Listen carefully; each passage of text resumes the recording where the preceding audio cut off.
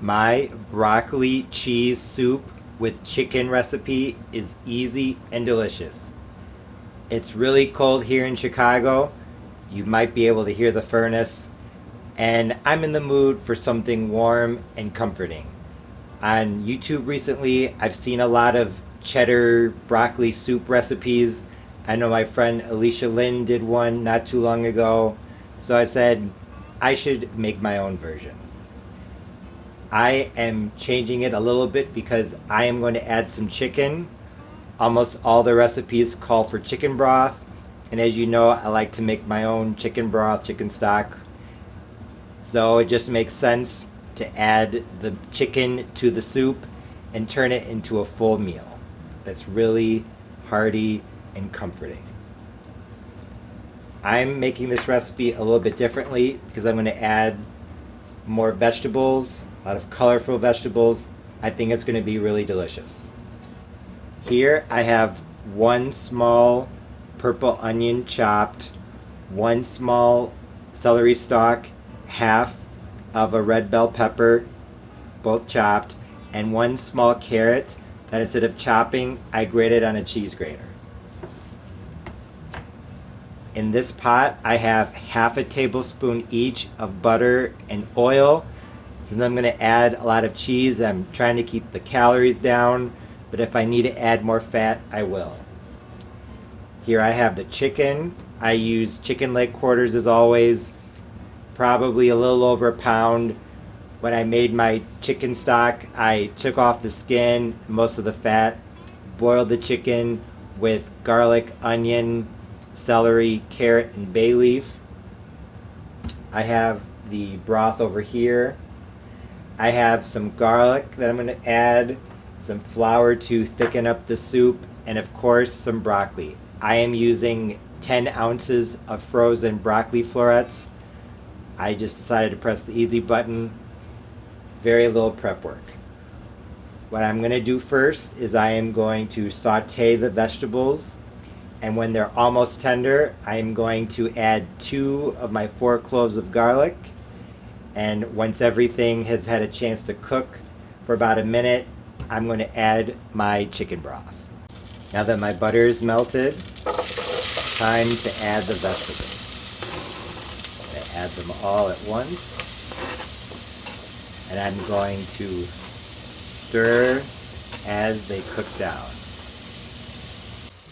My vegetables have been sauteing for about 6 minutes. I did end up adding the other half a tablespoon of butter, so 1 tablespoon of butter and half a tablespoon of canola oil.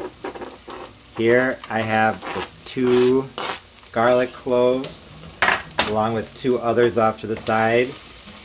I'll show you what I'm going to do with those in a minute. I'm just cooking the garlic really quickly, maybe about 20-30 seconds. Now for my flour. I'm going to add 1.5 tablespoons of flour. As I measured it, 8 grams. I'm just going to work that into the vegetables until I can't see it anymore. That's going to help to thicken the soup. And now I am going to add my chicken broth. I actually ended up just adding all of the chicken broth, so 3.5 cups. And now I'm bringing it back to a boil. Once it comes back to a boil, which it basically is now, I'm going to add my broccoli. Here I have my 10 ounces of frozen broccoli florets. I did not cook these. These are starting to thaw, but they're not totally thawed.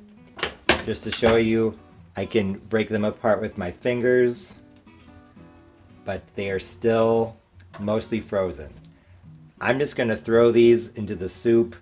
I honestly thought about cooking them or doing some sort of prep work, but honestly, it is too cold outside. I'm feeling lazy. I'm just going to press the easy button today. Before I get started on grating the cheese, I want to finish off with the garlic. I already added some chopped garlic to the soup, But now I'm going to add some crushed garlic. If you never use a garlic masher, it presses the garlic through these fine holes here. Doing this releases all of the oils of the garlic. It really just brings out the garlic flavor. So what I'm going to do is I'm just going to scrape 2 garlic cloves mashed into the soup at this point, and I think it's just going to add another dimension of garlic flavor that garlic powder or even just chopped garlic would not. After adding the broccoli, I brought the soup back to a boil, and I've been cooking it on medium heat, stirring pretty consistently for 15 minutes. As you can see, even though the broccoli was mostly frozen when I added it, it's broken down. And as I've been stirring it, once it got soft, I would push it against the edge of the pot to try to break up the large pieces, especially the stems. I have 8 ounces of sharp cheddar that I grated off of the block. I am simply going to add it to my soup now. I'm sure you can see in the background the chicken. I took it off the bone. I'm going to stir to melt the cheese, and then I'm going to taste it and see what kind of spices I want to add before I go for the chicken.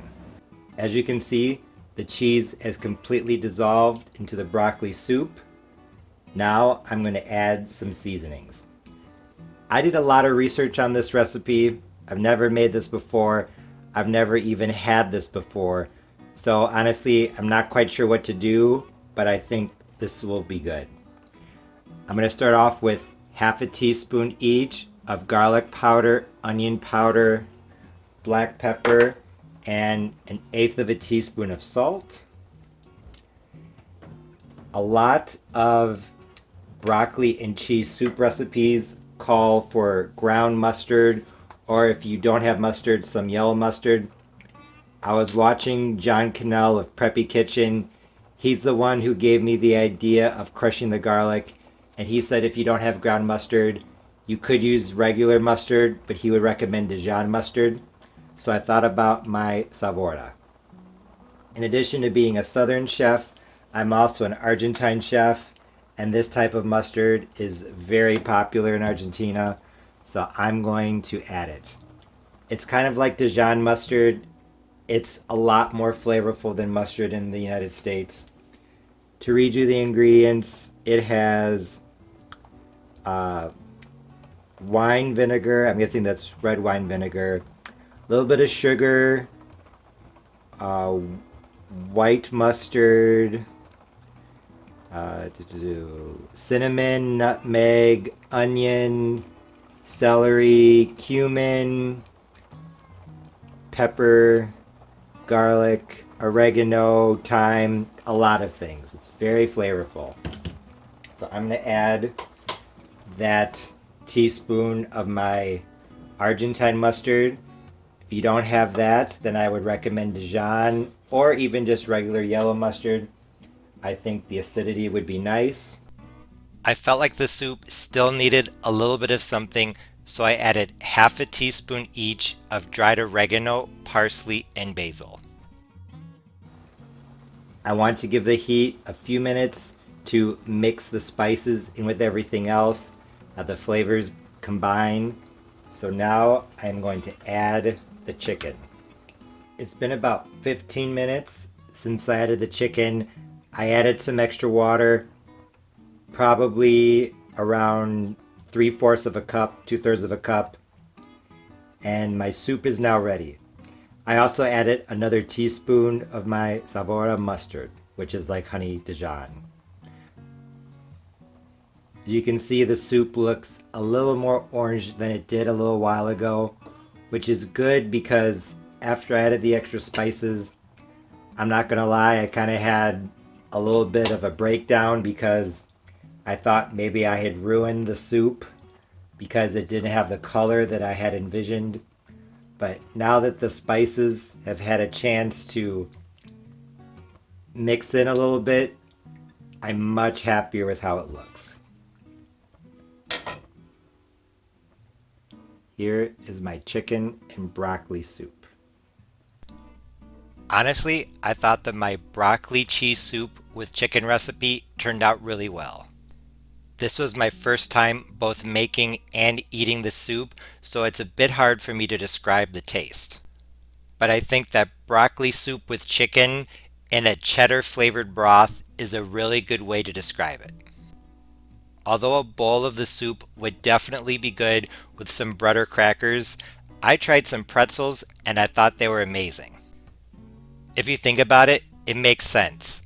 Big pretzels at the mall, at least in the United States, are very often served with some cheese dip. So since the soup has a lot of cheese in it, why not add little pretzels? I didn't see any other recipes online for broccoli cheese soup in which people added small salty pretzels, so definitely give this one a try. It's really good. Leave them in the soup for about a minute or two so that the bottoms start to get a little soft while the tops are still nice and crunchy. Excellent combination of flavors and textures. Although I'm sure that the more traditional recipes are great, I think that adding my Dijon style mustard along with the basil, oregano, and parsley really made this soup delicious without adding heavy cream or something like that. However, at the same time, because I added so many spices, my soup wasn't quite the bright orange that I was expecting. If you're looking for a broccoli cheese soup that's a bright, brilliant orange, this might not be the recipe for you. However, if you're looking for a soup that has some meat, making it a really full, hearty, comforting meal, and that's somewhat healthy because there's no cream, be sure to give this one a try. It's perfect comfort food for a cold winter night. As always, thanks for watching. See you next time. Bye.